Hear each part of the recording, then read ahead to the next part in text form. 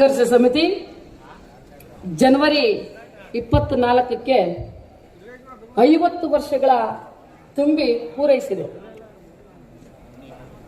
ಕರ್ನಾಟಕ ದಲಿತ ಸಂಘರ್ಷ ಸಮಿತಿ ಹುಟ್ಟಕ್ಕೆ ಮುಂಚೆ 74, 75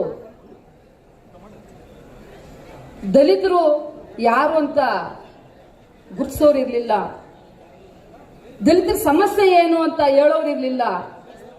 ದಲಿತರಿಗೆ ಇರಕ್ ಮನೆ ಇರಲಿಲ್ಲ, ಉಳಕ್ ಜಮೀನ್ ಇರಲಿಲ್ಲ. ಮಹಿಳೆಯರ ಮೇಲೆ ಅತ್ಯಾಚಾರಗಳಾಗ್ತಾ ಇತ್ತು. ಎಲ್ಲಂದ್ರೆ ದಲಿತರ ಮೇಲೆ ದೌರ್ಜನ್ಯಗಳಾಗ್ತಾ ಇತ್ತು. ಎಲ್ಲಿ ಬೇಕೋ ಅಲ್ಲಿ ಕಾಣಿಸಿದ ಹತ್ರ ಸುಟ್ಟಾಗ್ತಾ ಇದ್ರು.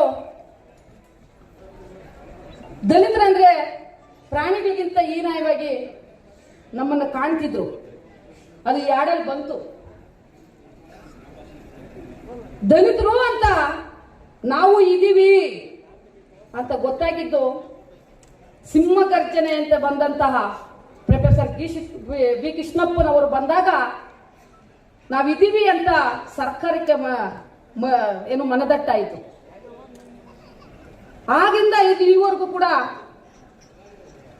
ದಲಿತರಿಗೆ ಸರ್ಕಾರ ಕೂಡ ದಲಿತರಿದ್ದಾರೆ, ಅವ್ರಿಗೂ ಕೂಡ ನ್ಯಾಯ ಇದೆ, ಅವರೆದ್ರೆ ಸರ್ಕಾರನೇ ಬೀಳಿಸ್ಬಿಡ್ತಾರೆ ಅನ್ನೋ ಒಂದು ಭಯ ನಡಕ ಎಲ್ಲ ಕೂಡ ಕೃಷ್ಣಪ್ಪನವರು ಹುಟ್ಟಿದಾಗ ಇದೆಲ್ಲ ಸರ್ಕಾರಕ್ಕೆ ಒಂದು ಭಯ ಅನ್ನೋದು, ಒಂದು ನಡಕ ಅನ್ನೋದು ಸುಟ್ಟಾಯಿತು. ಅದರ ನೇತೃತ್ವದಲ್ಲಿ ಕೃಷ್ಣಪ್ಪನವರ ನಂತರ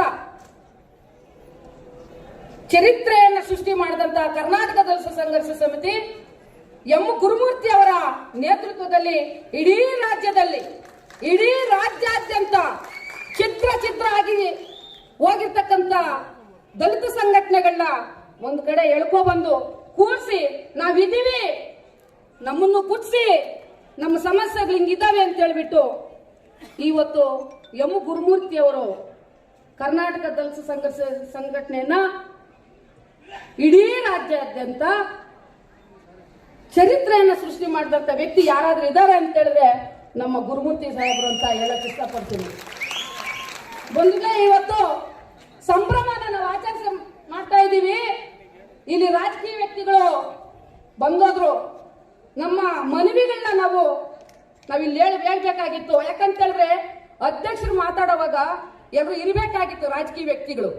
ಈಗ ಸಂಘಟನೆ ಬಂತು, ಹುಟ್ಟು, ಪ್ರಾಸ್ತಾವಿಕ ನುಡಿ ಆಯ್ತು, ಅವ್ರಿಗೆ ಬಂದ ಅಷ್ಟ ಟೈಮ್ಗೆ ಅವ್ರು ಬಂದಿರ್ಲಿಲ್ಲ.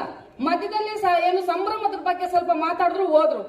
ಅಧ್ಯಕ್ಷರು ಸಂಘಟನೆಯನ್ನ ಯಾವ ತರ ಹುಟ್ಟಿತು, ದಲಿತರ ಸಮಸ್ಯೆ ಏನು, ಮುಂದೆ ನಮ್ಮ ನಿಲುವುಗಳೇನು, ನಮ್ಮ ಹೋರಾಟಗಳೇನು, ಯಾವ ತರ ಹುಟ್ಟು ಬಂದ್ವಿ, ಕಾಂಗ್ರೆಸ್ ಸರ್ಕಾರ ಈಗ ಆಳ್ತಾ ಇರ್ತಕ್ಕಂಥ ಸರ್ಕಾರಗಳಿಗೆ ನಮ್ಮಿಂದ ಏನ್ ಕೊಡುಗೆ ಆಯ್ತು ಅಂತ ಹೇಳ್ಬಿಟ್ಟು ಹೇಳ್ಬೇಕಾಗಿತ್ತು. ಇನ್ ಮೇಲೆ ಯಾರಾದ್ರೂ ರಾಜಕೀಯ ವ್ಯಕ್ತಿಗಳು ಬಂದ್ರೆ ಅಧ್ಯಕ್ಷನ ಭಾಷಣ ನಂತರನೇ ಹೋಗ್ಬೇಕು ಅಂತ ನಾನು ಕೇಳ್ತಾ ಇದ್ದೀನಿ. ಇದು ಸುಳ್ಳ ಏನೋ ಗೊತ್ತಿಲ್ಲ, ನೀವೆಲ್ಲರೂ ಇದ್ದೀರಿ. ಯಾಕಂತ ಹೇಳಿದ್ರೆ ಅಧ್ಯಕ್ಷರು ಮಾತಾಡುವಾಗ ಅದು ಅರಿವು, ಸಂಘಟನೆ ಏನೆಲ್ಲ ಮಾಡ್ತು ಅಂತ ಹೇಳ್ಬಿಟ್ಟು ಅವ್ರಿಗೆ ಅರಿವು ಮಾಡಿಸ್ಬೇಕಾಗಿತ್ತು.